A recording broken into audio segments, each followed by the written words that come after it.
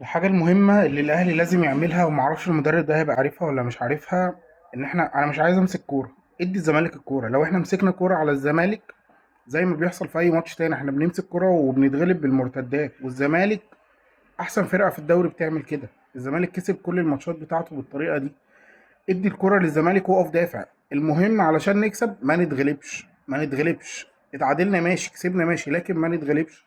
اقف صح، دافع، خلي الزمالك يجيلك والعب انت على هجمات المرتده.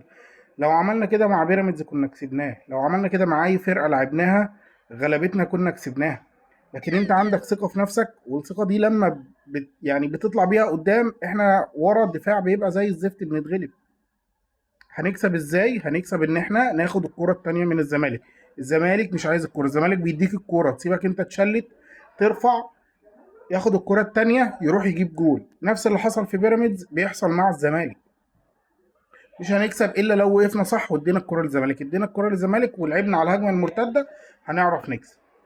ربنا يستر. الماتش ده لو كسبناه ايا كان بقى، خدنا الدوري ما خدناش الدوري، خدنا التاني، خدنا الاول، خدنا التالت، في الاخر كسبنا ماتش الزمالك، لقينا حاجه طلعنا بيها من الموسم مع بطوله السوبر اللي كانت في اول الموسم، مع الماتش اللي احنا غلبنا فيه الزمالك بتاع الدور الاول. غير كده الموضوع هيبقى صعب جدا.